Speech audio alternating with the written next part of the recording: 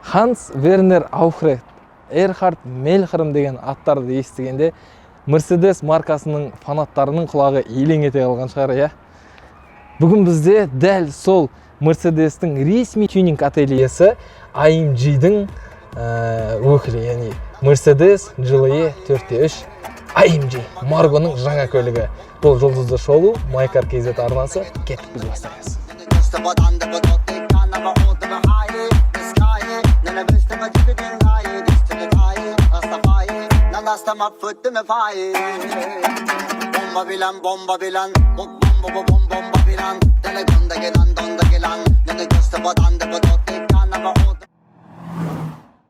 Не деген номер деп алдыңғы шығарылымда айтып қойғанбыз, енді не деген машина дейміз. Көлік құтты болсын. Рахмет. Осы жолы біздің қонағымыз Марго дайындап келген шығар деген ойдамыз. Алдыңғы шығарылым есінде шығар да? Дәл сол секілді сұрақтар болады. Дайындалмадың ба? Айтуға тырысам. Иә, шын жүректен ендеше бүгін бізде шолуды жүргізетін әден Марғылар. Дыш дегенде. Мен сөйлей беремін бе енді? Сөйлей бер. Бұл көлікті мен 3 ай бұрын алдым. Мен ойлайтын мына машинаны типа қатты қымбат машина деп. Случайно Ерболдың інісі айтып қалды, неге GLE алмайсың деп. Мен негізі RX қарап жүргенмін ғой. Сөйтіп мынаны көремін де, бағасын қарасам, почти бағалары бірдей екен. Осы жерде бөле кетейін Маргоны. Марго RX қарап жүрген екен, иә? Иә, мен кроссовер. 3 ай бұрын қарап жүрдің RX-ті, иә? Бірақтан Mercedes GLE алдың. Ал біздің бағдарламада сен келесі көлік не алғың келіп жүр деген білесің ба? Не айттың? Не айттың ал? Не айттың? RX па? Мнениең өзгере бере ма сонда? Айтса қандай? Не айттың? Сол үшін Маргоның болашақ қыздары көрдіңіздер ма, кеше айтқан нәрсесін ертең ұмытып отырады, ауырыңыздар. Есіңе түсір енді. Кеттік ары қарай жалғастыр. Сонымен короче RX дедім да, бір 2 апта RX деп жүрдім да, осыны көрдім да, сразу мынаны сразу шықты маған вариантында ше, көп іздеген жоқпын. Бұйырып тұрған ғой? Иә, бұйырып тұр, Шымкенттен шықты. Сөйтіп алдым. Мен негізі Мерседесті қорқаттым өзім. Өйткені жаңа айтады ғой, жаңа несі қымбат деп андай. Саймандары қымбат, сервис қымбат деп. Қаншаға шықты мына көлік? Алып көрейінші дедім. Мен 28-ге алдым. Маған 29-ға түсіріп берген негізі. 29-ға түсірді, и сен реклама жасайын тағы миллион түсіріп алдың. Мен машинаны көруге барған кезде танып қалды да. Мен көріп тұрамын, анау давай маған реклама істеп берсе деді да. Сондай сүт заводына реклама істеген жайым бар. Сөйтіп 28 миллионға 1 миллион теңгемді экономдап алдым да 28 миллионға алдым. Налым, иә? Түріне қарасаң ұқсамайды, иә? Қаншасыншы жылғы? 2014 жылға. Көлемі? Маған осындай машина еді негізі андай. Қатты джип емес, андай кроссовер дейді ғой. Кроссовер не? 3 битурбо, ол дегеніміз 4.3 AMG спорт деп айтады екен ғой. Сондай спорт режим қойсаң вұрт деп осырады андай. Осырады деген қалай кетті? Попкорн бар, иә? Попкорн бар, иә. Бұқылып жасалған, ол зауыттан сондай ма? Әлде өзі жасатқан бұл алдыңғы? Жоқ, алдың хозяин ол вообще машинаға не істемейді. Сен Қазақстандағы... Мына машина неге айдап жүр ғой, заводқа айдап жүр ғой, бірген андай ше. Кәдімгі фазенда айдап жүрген машинасы ғой. Пробегі қанша болып тұрды алған кезінде? 100 болып тұрды. 100 болып тұрды? Жақсы? 100 болып тұрды, сол 100 деген аз ғой, егер айналдырмаған болса. Айналдырмаған, бірақ 100-ге алды, 100 болып тұрды. 100 болып тұрды, иә? Қаншасыншы қожайынысың сен мына көліктің? Мен бұл 3-ші қожайынымын. 3-ші қожайынысың ба? Сөз қожайын дейтін. 3-ші қожайынымын. Ана алдында өз досынан алған екен да. Бұл машинаның комплектациясы Orange Edition. Ол дегеніміз Orange дейтін оранжевый деген сөз. Сәбіз Edition. Ана нелерде бар ғой қазір. 70-те Red Edition бар ғой, 70-те Airline дейтін сияқты. Red Edition. Соның бұл оранжевый Edition ғой, короче. Оранжевый Edition. Тағы қандай Edition'дары бар екен? Бұның Red Edition дейтін бар екен. Red Edition, қызыл ма? Қызыл. Сонда Red Edition мен Orange Edition'ның сыртқы келбетіндегі айырмашылығы тек дисктағы оранжевый сызы ма? Иә, дисктағы ғана, алдында и ішінде салонында бір оранжевый не бар андай, тігіс бар. Сол бір минимализм өзі кәдімгі бас кетірді ғой көрген кезде. Ұнап қалды маған сразу. Оранжевый ма? Именно осы оранжевый ұнады ма? Жоқ, жалпы әр нәрседен плюсын іздейсің ғой мысалы. Машинаның өзінен, потом оранжевый Edition болғаны, ішіндегі люк ұнап қалды, короче. Сыртында комплектациясында не бар мысалы? Мақтанып айта алатындай. Менде мысалы присоска дейтін сияқты. Менде бар, иә. Менде присоска бар. Присоска дейтін менде болмаған оның алдында. Бұндай көліктерде. Камрида, Lexus'та екеуінде де болған жоқ та. Присоска дейтін кайф нәрсе екен ғой. Қолданасың ба негізі? Конечно, жібере сал. Мен көрші былай жабассам болады, бірақ мен каждый раз кайфовать ету үшін до конца жаппаймын, короче.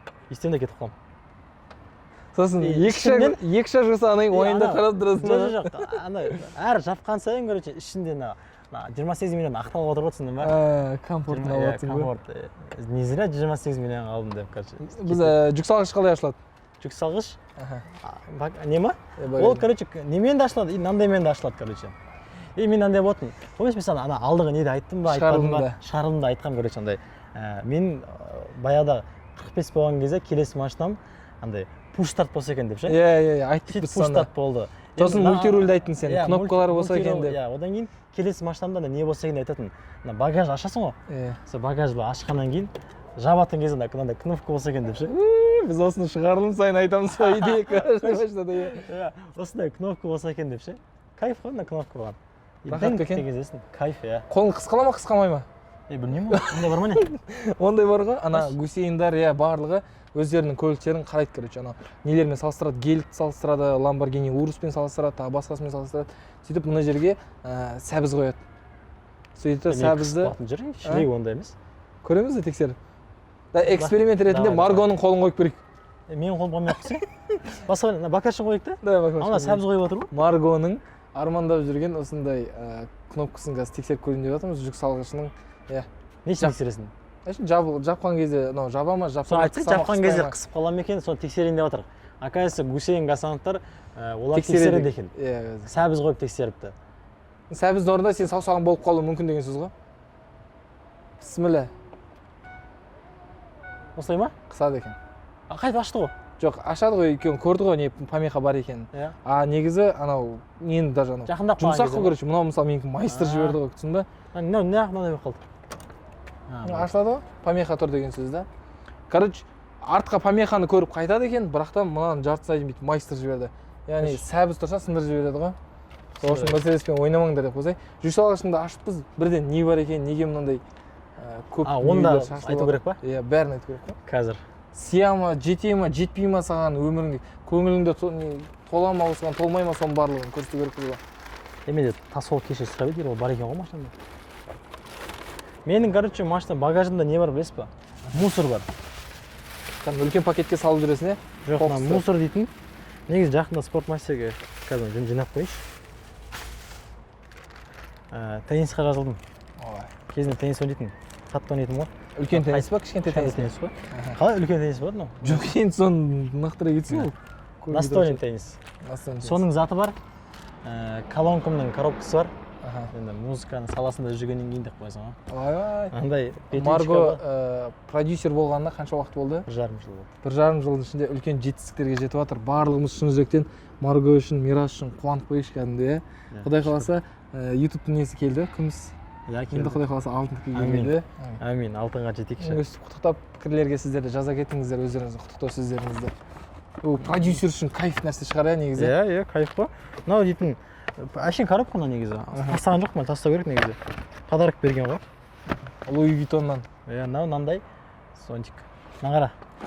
Не зонтик екен? Көрдің ба? Не? Қазақстан дейді. Қазақстан. Не? Футбол федерациясы ма? Федерациясының. Кім сыйлады? Кім сыйлады? Білмеймін кім сыйлаған. Нанғара деп көрсеткенге Rolls-Royce сияқты мынау шеттік қоятын жер бар ма деп ойлап Rolls-Royce'тан артық қой, брат. Rolls-Royce'тан артық қой. Өзіміздің Қазақстанның футбол федерациясының несі тұр. Rolls-Royce деп сен салыстырып отырсың. Маргоның жүк салғышында одеял жүреді. Обязательно жүреді ол. Біреу менде кеткен алдыңғысы. Одеял дейтін ол менің нем ғой. Жамылып отырасың. Күн суық кеткен кезде жамыла саласың. Тауға шыққанда жамыла саласың. Жүк салғышының көлемі қанша? Көлемі? Негізі өзіңе сия ма? Бір қаланың сыртына шығып көрдің бе бұл көлікпен? Шыққан жоқсың ба?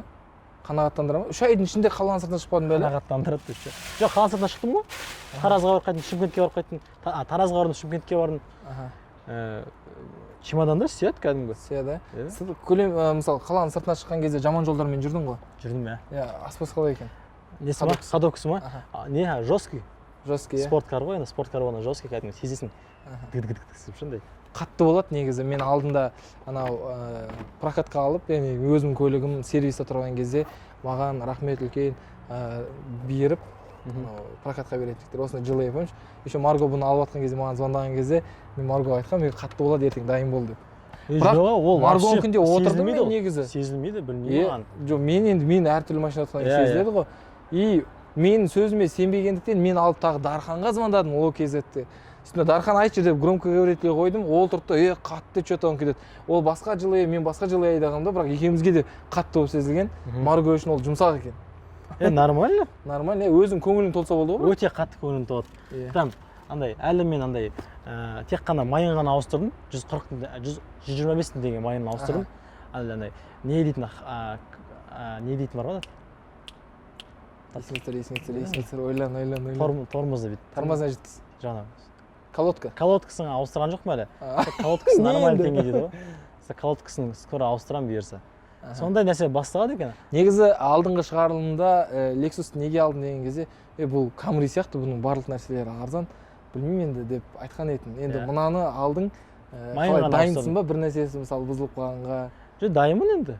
Дайынмын, бірақ бұзылмаса екен деп жүрмін ғой. Пока бұзылған жоқ, шүкір бұзылып жатқан жоқ. Тек майын ауыстырып, бензинін құйып сөйтіп жүрмін. Уақытында соның барлығын қарап жүрсең болады. Иә, уақытында. Иә, сол. Жүр енді біздің көрермендерімізге қозғалтқышын көрсетейік. Қозғалтқыш дейтін алды ма? Иә, капот қой. Ашса капот. Негізі майын ауыстыратын кезде өзің ашасың ба, әлде сервистағылар өзі аша ма? Сервистағылар ашады. Бір рет ауыстырдым ғой. Бір рет ашқам, иә. Бір рет тексеріп көрдім. Ашып тексеріп көрдің, ә? Сақ кетіп болады. Қанша жылқының күші бар? Қанша ньютон метрді береді? 390 жылқының күші бар екен. 100-ге қанша секунд алып барады? 100-ге 3-7 секунд алып бара аламын. Білмеймін негізі, қарамаппын онда информация қаншада алып баратынын. Көлікті жалпы алған кезде қосам да өзім примерно елестетіп тұрмын ғой.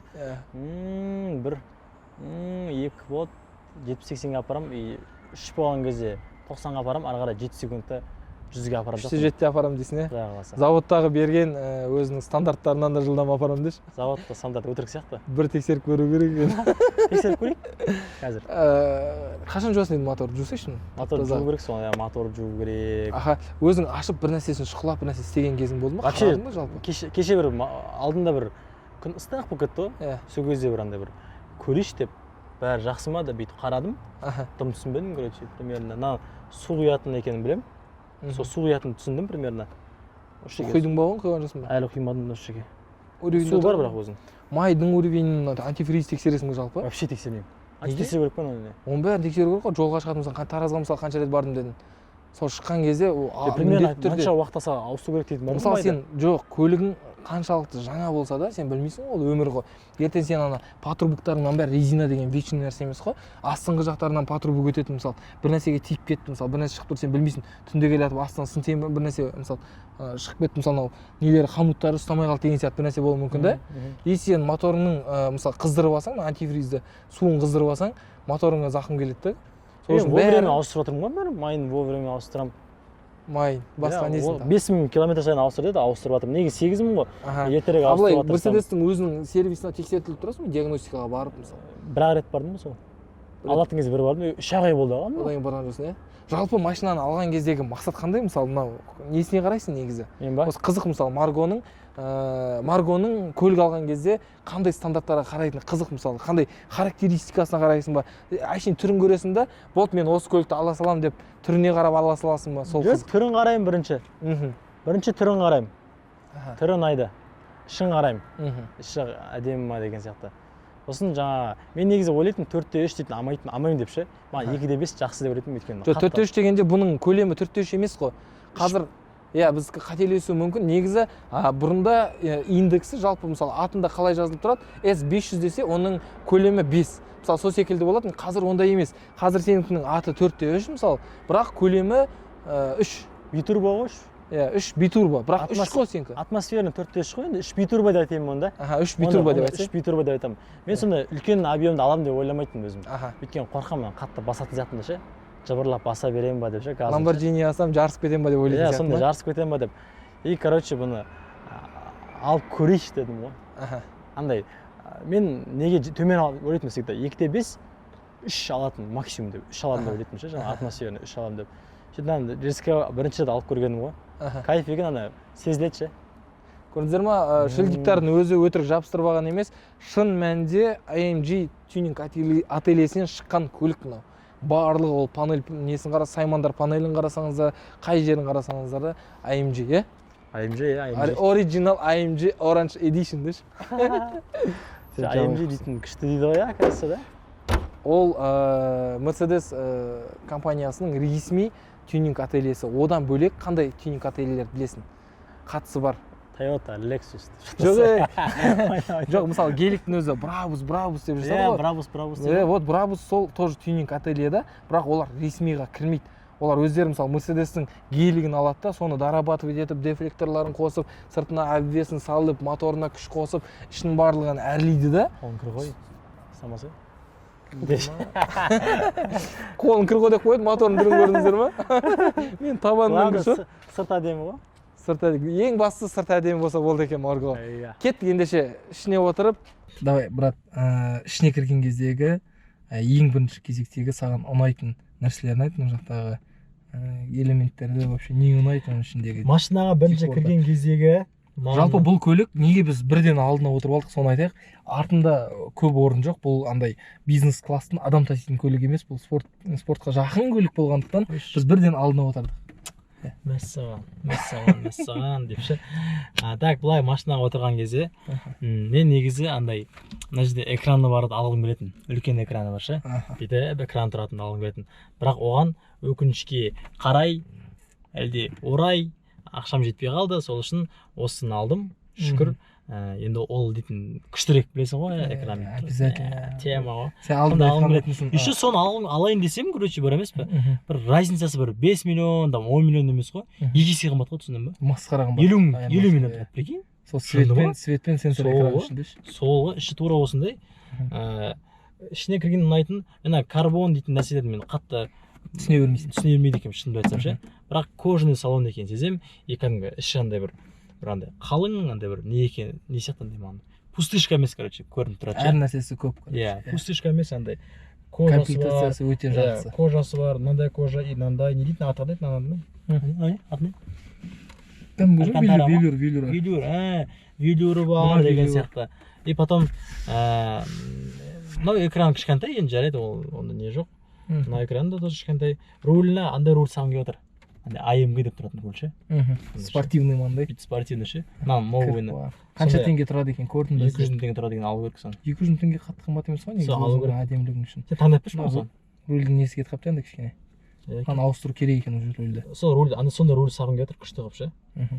Жоқ, егер өзіңнің көңілің қаласа істеу керек брат. Істеу керек, иә, істеу керек. Мынаны сақтап қоясың, егер кейін мысалы да неге адамдар түсінбейді андай, ой, өзінікі болу керек дейді. Өзінікі болғаны дұрыс, бірақ сен өзінікін сақтап қоя аласың ғой. Мысалы сен кез келген кейін сататын болып жатсаң да айта аласың, мен мына рульді қойдым, спорт руль, мықты руль.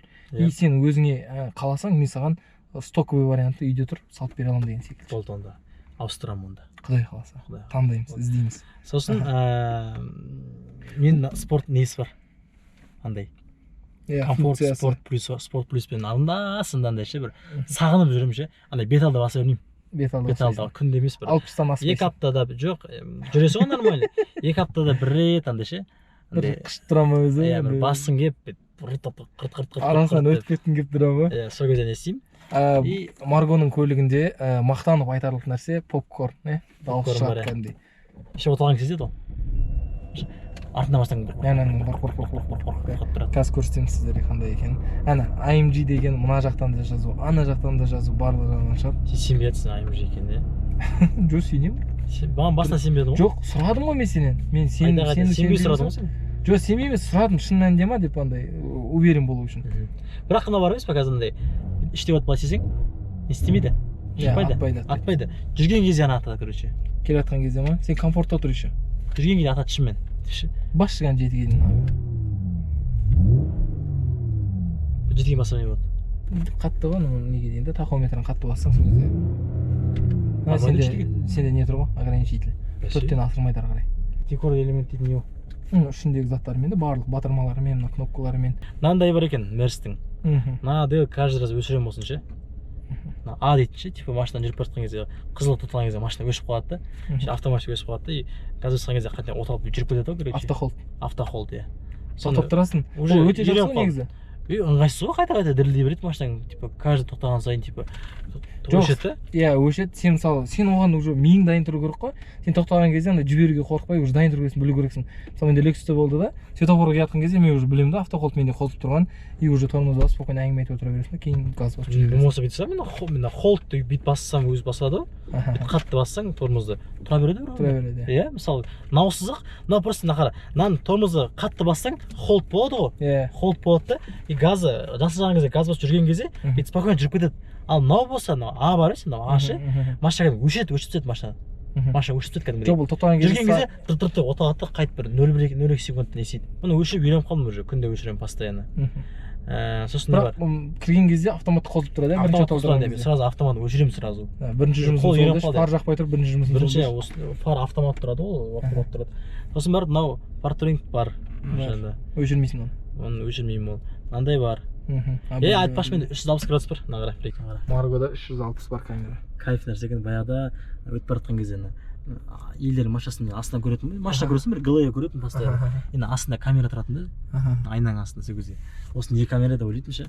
Оказывается, мынандай камера екен ғой. Көрдіңіздер, 360. Тема, иә. Осы 360 қалай түсіреді деп ойлайсың негізі? Спутник қой аспанда. Деп алдайсың адамдардың. Соған сенетіндер бар ғой, білесің ғой. Машина қақпайтындарға сөйтіп айтамын. Машина қағатындарға үндемеймін, просто өздері біледі. Қақпайтындарға спутник қой, көрдің бе, машина тура тұтып қара. Тиісті ашсам, мынандай қылып көрсетеді, короче. Көрсетпейді ғой. Қарсы? Есігің ашылып деп тұр ғой. Иә, есігің қап-қара кетеді. Сосын жоқ, ана жүрген кезде қара. спутникке сенетіндер ше, олар сұрамай ма? Қара, алдын адам отқан көретін қара. Екеуі отыр. Не үшін қарап отыр, бір нәрсе қарап отыр. Мега айтып отыр. Жоқ, менде. Ана екеуі отыр, операторлар. Тема нәрсе ғой. Бағанағы ұнамай жатыр деген мына кнопка міне. Иә, сол кнопка ұнамайды. А дейтін нәрсе.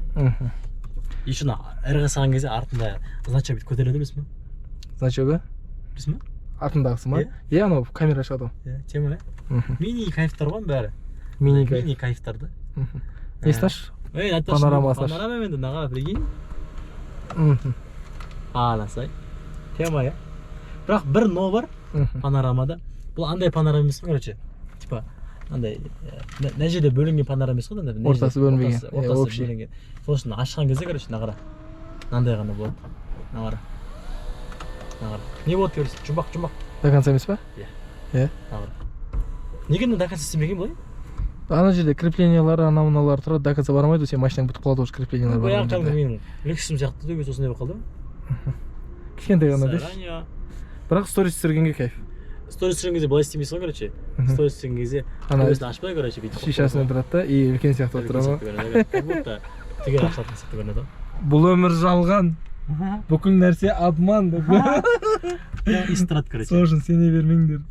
Тағы не ұнайды таныстыр бізге? Сосын не ұнайды маған? Көліктің іші интерьері осындай екен, міне. Интерьері осындай.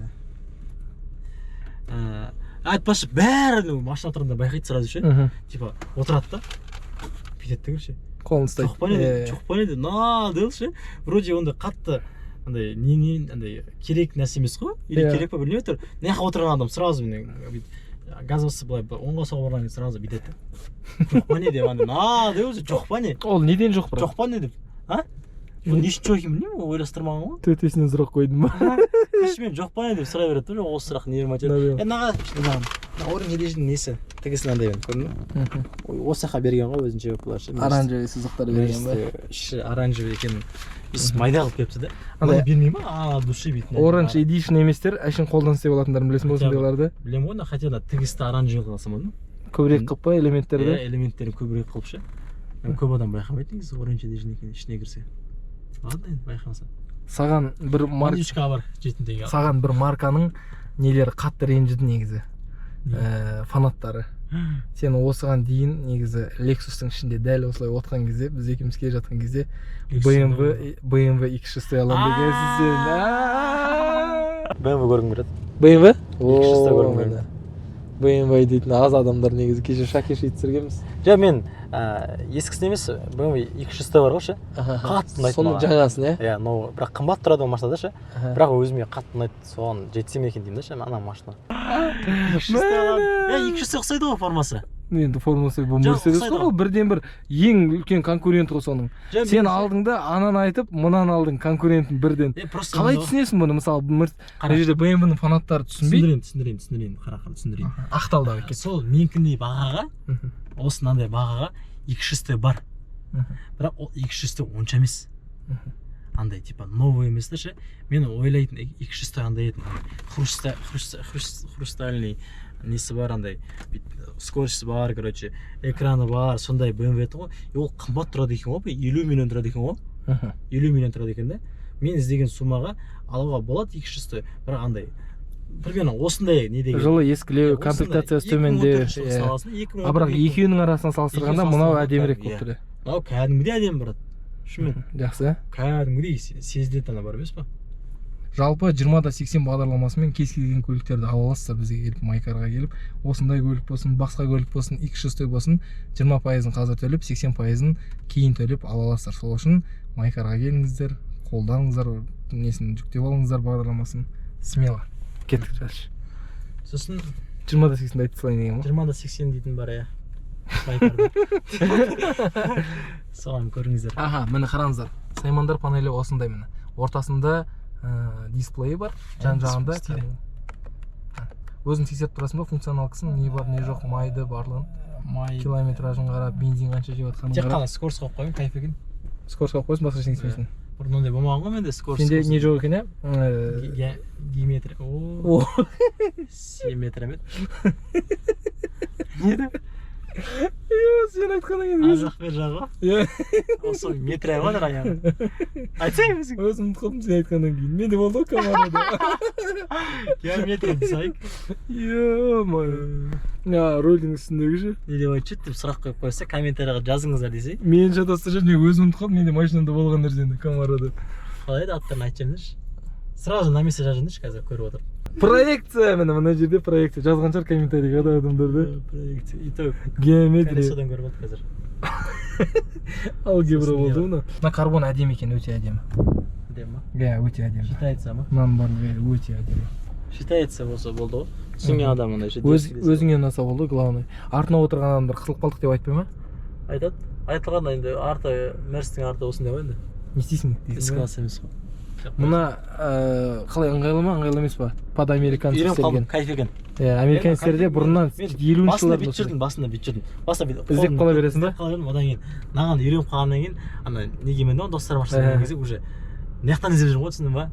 Менікіне отырсаң явно осыдан. Мынау прям кайф нәрсе екен ғой, кажется, андай. Көрдіңіздер ма? Анау не деп жатсаңыздар, бұл ненің коробканың селекторы ғой, мына көрдіңіздер ручкасы Д-ға, П-ға осы жақтан саласың. Оны алып міне Д-ға, нейтралкаға осы жақтан салатын.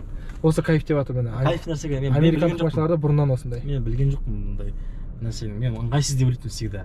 Бұрында. Қалай ол деп қой, мына жақта деп қой. Қалай ыңғайсыз? Мынау дейді бөлек қой деп ше андай. Кайф бөлек. Мына кайфы бөлек екен өзім. Холодильник бар мынаған.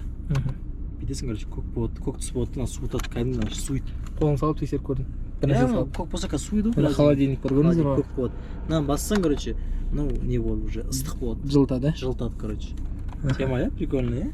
Тамағың ауырып тұрса, салып жылыта саласың. Иә. Өте жақсы болса екен.